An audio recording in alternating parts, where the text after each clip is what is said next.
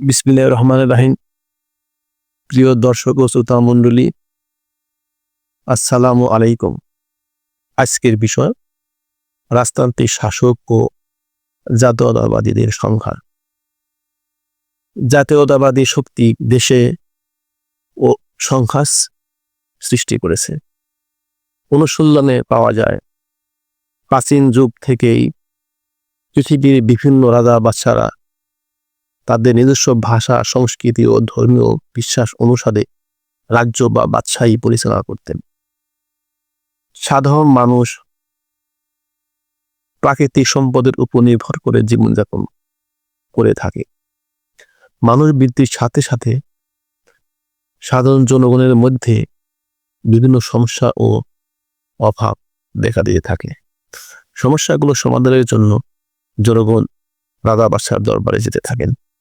রাজা বাদশাহ তার দক্ষতা, বিচক্ষণতা ও ক্ষমতা অনুসারে সমস্যা সমাধান ও বিচারিক কার্যক্রম পরিচালনা করতেন। সাধারণ জনগণের নিয়ন্ত্রণ ও আস্থা ভাজনের জন্য ধর্মীয় বিধান প্রচার করতেন এবং প্রয়োজনে বিভিন্ন প্রকার শাস্তির ভয় দেখাতেন, যাহাতে রাজা বাদশাহ আদেশ নিষেধ মানতে বাধ্য থাকে। রাজা বাদশাগণ তাদের অর্জিত পণ্য সামগ্রী এক রাজ্য থেকে অন্য রাজ্যে আদান প্রদানের মাধ্যমে ক্রয় বিক্রয় করতেন। যাতায়াতের মাধ্যম ছিল ঘোড়া, গাধা, উট ও নৌকা।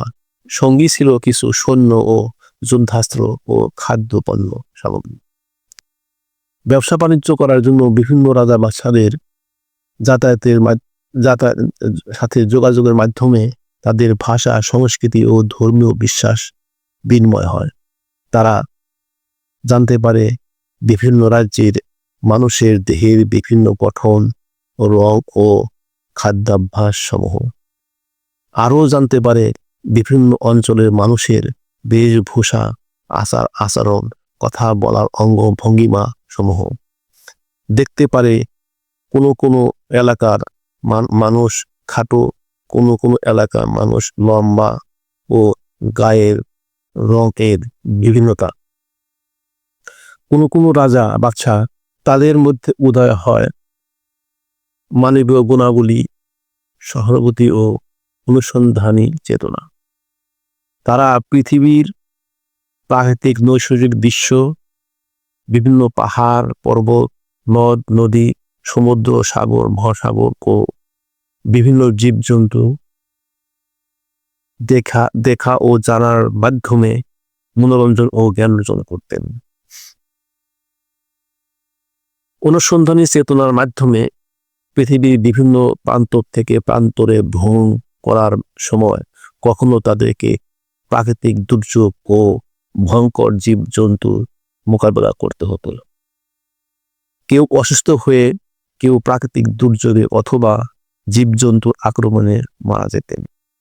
মারা যাওয়ার পর তাদের ধর্মীয় বিধান মতে স্থানীয় রাজ্যে দাফন কাফন বা শেষকৃত্য করতেন। অন্যান্য সদস্যরা যদি ফিরে আসতেন, নতুন রাজা বাদশার নির্বাচন করে পূর্বে রাজা বাদশার স্মৃতিফলক অথবা মূর্তি বানিয়ে রাজপ্রাসাদের কোনো স্থানে স্থাপন করতেন।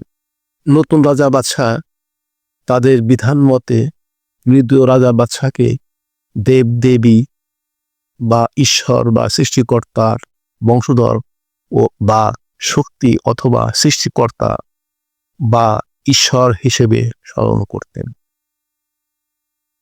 রাজ দরবারের সবাই ও প্রজারা যথাযথ নিয়ম অনুসরণ করে সম্মান ও শ্রদ্ধা জানিয়ে তাদের নিজস্ব দায়িত্ব পালন করতেন। তারপর এক সময় মৃত রাজা বাদশার প্রণীত বিধি বিধান, বেশভূষা, আচরণ, শিক্ষা, ভাষা ও সংস্কৃতি সকল জনগণের জন্য ধর্মীয় বিধান হিসেবে প্রচার করা হয়। চলতে থাকে নতুন রাজা বাদশার রাজতান্ত্রিক শাসন ব্যবস্থা। পরবর্তীতে এক রাজ্যের ভাষা, শিক্ষা ও সংস্কৃতি এবং ধর্মীয় বিশ্বাস বিভিন্ন রাজ্যে ছড়িয়ে পড়ে। ফলে বিভিন্ন রাজা বাদশাদের মধ্যে ও জনগণের মধ্যে মতপার্থক্য, বিশ্বাস অবিশ্বাসের জন্য অথবা ব্যবসা বাণিজ্য সহ বিভিন্ন কারণে দ্বন্দ্ব সংঘাত দেখা দেয়। যুদ্ধ বিগ্রহের মাধ্যমে এক রাজ্য অন্য রাজ্য দ্বারা আক্রান্ত বা দখল হয়ে যায় অথবা সম্পদ অধিগ্রহণ হয়ে যায়। পরাজিত রাজ্যের শিক্ষা, সংস্কৃতি, আইন কানুন ও ধর্মীয় বিশ্বাস পরিবর্তিত হয়ে জয়ী রাজ্যের শিক্ষা, সংস্কৃতি অথবা আইন কানুন ও ধর্মীয় বিশ্বাস এবং শাসন ব্যবস্থা চালু হয়ে যায়। কোনো কোনো রাজ্যের জনগোষ্ঠী কর প্রদানের মাধ্যমে পূর্ববর্তী রাজা বাদশার শিক্ষা ও সংস্কৃতি ও ধর্মীয় বিধান মেনে চলে। ফলে কোনো কোনো রাজ্যের বিভিন্ন ভাষা, শিক্ষা, সংস্কৃতি ও ধর্মীয় বিশ্বাসী জনগোষ্ঠী তৈরি হয়েছে। বিভিন্ন শ্রেণী ও গোষ্ঠী এভাবে পর্যায়ক্রমে তৈরি হয়েছে বিভিন্ন জাতীয়তাবাদী শক্তি। সমস্ত পৃথিবীতে এবং ভারতবর্ষ সহ বাংলাদেশের বিভিন্ন জাতীয়তাবাদী জনগোষ্ঠী রয়েছে। কোনো কোনো জাতীয়তাবাদী শক্তি তাদের পূর্বপুরুষের ধর্মীয় বিশ্বাস, শিক্ষার সংস্কৃতিকে জীবনের দিক নির্দেশনা ও পুণ্যের কাজ হিসেবে মনে করে। তারা মনে করে ইহা ইহলৌকিক ও পরলৌকিক সুখের জন্য একমাত্র অবলম্বন। আবার কোনো কোনো জাতীয়তাবাদী শক্তি পূর্ববর্তী রাজা বাদশাকে সৃষ্টিকর্তা, ঈশ্বর অথবা ঈশ্বরের বংশধর অথবা ঈশ্বরের শক্তি হিসেবে মনে করে। তাই তারা রাজ দরবারের রীতিনীতিগুলো এবং রাজা বাদশার প্রণীত বিধানগুলোকে ধর্ম বিধান ও পরলৌকিক শরীরীয় সুখের জন্য উত্তম অবলম্বন হিসেবে গ্রহণ করেছে। ফলে কোনো কোনো জাতীয়তাবাদী শক্তি তাদের পূর্বপুরুষকে স্মরণীয় করে রাখার জন্য মূর্তি বানিয়ে রাখে। কোনো কোনো জাতীয়তাবাদী গোষ্ঠী রাজা বাদশার মূর্তি বানিয়ে পাপ মুক্তির জন্য পূজা, ভক্তি, শ্রদ্ধা প্রার্থনা করে। কোনো কোনো জাতীয়তাবাদী গোষ্ঠী মনে করে সৃষ্টিকর্তা ঈশ্বরের নির্দিষ্ট রূপ নাই, তাকে দেখা যায় না, ধরা যায় না, কিন্তু বিশ্ব ব্রহ্মাণ্ডের সৃষ্টিকর্তা। বিশ্ব ব্রহ্মাণ্ডের সৃষ্টিকর্তা মূর্তির ভিতরে বসবাস করে বা যাতায়াত করে। তাই প্রতিমা, মূর্তি ভাঙলে সৃষ্টিকর্তা বা ঈশ্বর মানুষকে শাস্তি দিলেন।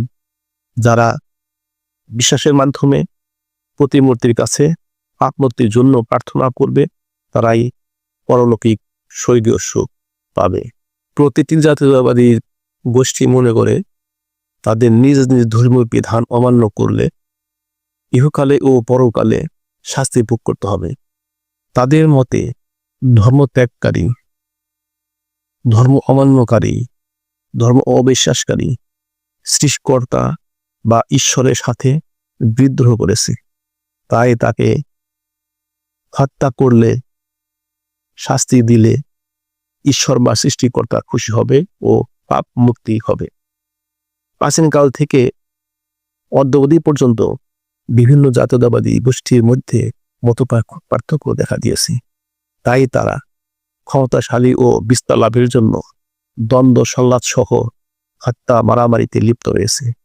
ধ্বংস হয়েছে অনেক সভ্যতা, ভাষা, শিক্ষা ও সংস্কৃতি। ক্ষতিগ্রস্ত হয়েছে সাধারণ মানুষ। বর্তমানে সমস্ত পৃথিবীর অধিকাংশ মানুষ সংঘাত এড়ানোর জন্য, ধর্ম নিয়ে বাড়াবাড়ি না করার জন্য অথবা মানুষকে ধর্মান্তরিত না করার জন্য মতামত দিয়েছে। ধর্ম নিয়ে সংঘাতে না জড়ানোর জন্য মতবাদ তৈরি করেছে।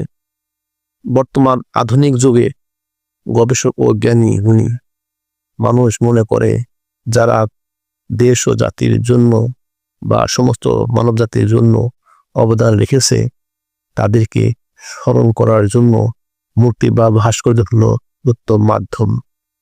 মূর্তির মাধ্যমে কোনো গুরুত্বপূর্ণ ব্যক্তির আকার, আকৃতি, গায়ের রং ও ভাষা, সংস্কৃতি সম্পর্কে সাধারণ মানুষ সম্যক ধারণা পাবে।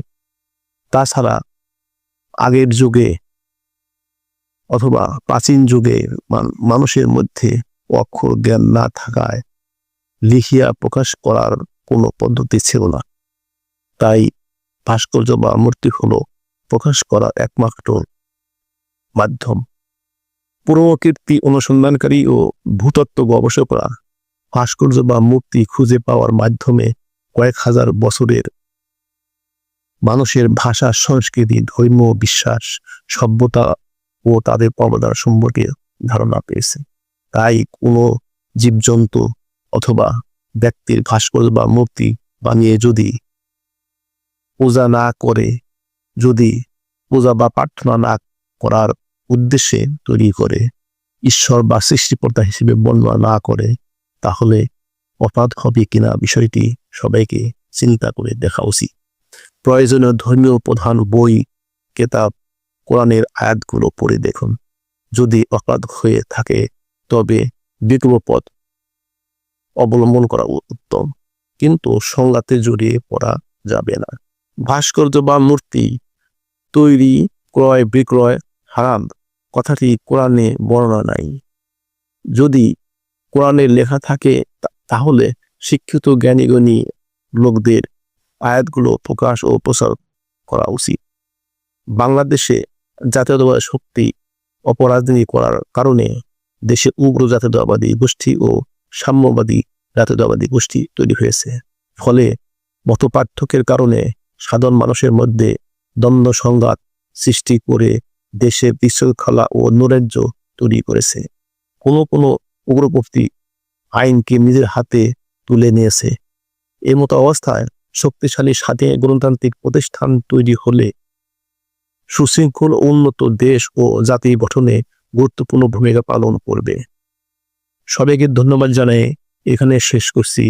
আমার চ্যানেলটি সাবস্ক্রাইব করবেন।